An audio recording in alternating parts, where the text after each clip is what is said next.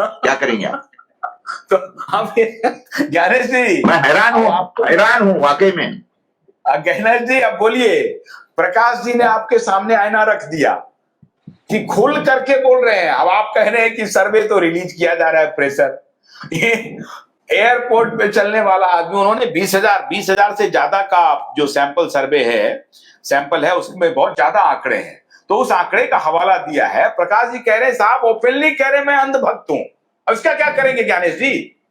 तो वो लोग वोट देने नहीं जाएंगे, अंधभक्त जो है ना वो वोट देने नहीं जाएंगे। ये भी जो फ्लाइट में चल रहा है ना वो वोट नहीं देंगे।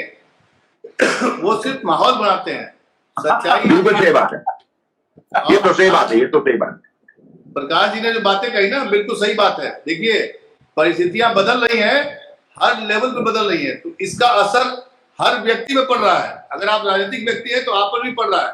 आप सोचिए जितने माइग्रेट करके आते हैं बीजेपी ज्वाइन करते हैं और बीजेपी के कार्यकर्ता को टिकट काट करके उनको दिया जाता है। ये चुनाव में जो हार जीत आपको दिखाई पड़ रहा है वो भी एक पहलू है। आप समझिए जीतने के लिए कुछ भी करने के लिए तैयार है बीजेपी, लेकिन ज्ञानेश जी क्या है सारा का सारा विषय है कि अल्टरनेटिव जिस तरीके से लोगों के सामने आना चाहिए था या होना चाहिए था, वो क्या लोगों का आज भी है। जो इलाइट क्लास है, जो अकल वाले है, जो एकदम एजुकेटेड लोग है, वो भी बोल रहे कि मोदी नहीं तो कौन। अभी यानी एक बात समझना चाहिए कि जिस तरीके से विपक्ष ने एक अच्छा विकल्प या एक पर्याय, एक चेहरा प्राइम मिनिस्टर का जो पब्लिक के सामने रखना चाहिए, वो अभी तक के रखा नहीं गया है। एक बात ध्यान में रखिए, जब तक कि ये चेहरा रखा नहीं जाएगा।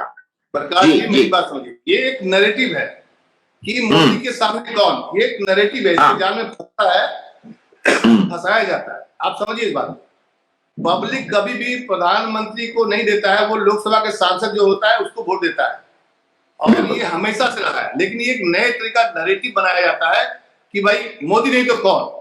आप ये तो इंदिरा गांधी में भी था, इंदिरा गांधी चले जाएंगे तो कौन, राजीव गांधी चले गए तो कौन, लेकिन देवगौड़ा भी आए, चंद्रशेखर भी आए। एक सिर्फ चंद्रशेखर के समय में हमारे देश की सोना गिरवी रखी गई थी, जो आर्थिक स्थिति उसमें दुनिया को पता चला था कि हम खराब आर्थिक स्थिति थी। लेकिन आर्थिक उदारवाद जब दौर शुरू हुआ नरसिंह राव के समय में 91 से जो शुरू हुआ, उसके बाद देश बढ़ते चला गया। लोग उसको वोट देते रहे हैं जो अच्छा काम करते रहा है। ये मैं मानता हूं इस बात को कि जिसका जुमला बढ़िया होगा वही चुनाव जीतेगा। आप ज्ञानेश जी आप ये मानने के लिए तैयार नहीं है जो प्रकाश जी ने कहा कि भाई अंधभक्त हैं, और वो ओपनली बोल रहे हैं कि मैं मोदी का अंधभक्त हूं, और प्रकाश जी को एक दो लोग नहीं मिले हैं, अभी कई लोग प्रकाश जी को बोले हैं, और प्रकाश जी लड़ते रहते हैं उनसे। ये भी ओपनली लड़ते रहते हैं कि भाई साहब आप अंधभक्त हो, तो बोलता हाँ मैं अंधभक्त हूँ। सुनिए पाठक जी, मैं बैडमिंटन खेलता हूँ सुबह सुबह, उसमें 32 ग्रुप है, 32 लोग हैं, उसमें रिटायर्ड पर्सन 3-4 लोग हैं। अब बच गए हैं 3-4 लोग ही जो अंधभक्त बोलते हैं। अब 32 में जो बाकी बिजनेसमैन थे, यंग जो स्टार्टअप वाले होते हैं, लक्ष्मीनगर की साइड के लोग रहते हैं इसमें, सब लोगों की आवाज धीमी हो गई है, अब नहीं बोल पा रहे हैं मोदी जी के पक्ष में। और आज से 4 साल पहले सारे के सारे लड़ाई करते थे लोग। नहीं तो बहुत गई है, लेकिन वो वोट किसको देंगे? नीतीश कुमार को, शरद पवार को, उद्धव ठाकरे को? कांग्रेस पर तो मान लीजिए थोड़ी बहुत बात वो कर भी लेंगे, क्या इनको वोट देंगे? ये मैं कह रहा हूं। आप ये बताइए कि मोदी जी के साथ में नीतीश कुमार चले जाते तो उनको देना अच्छा था क्या? वोट ऐसे नहीं मिलता है भाई साहब। आप मोदी जी के साथ में है तो आप उनको अच्छा बोल रहे हैं, और मोदी जी के साथ जो विरोध में है वो गलत है।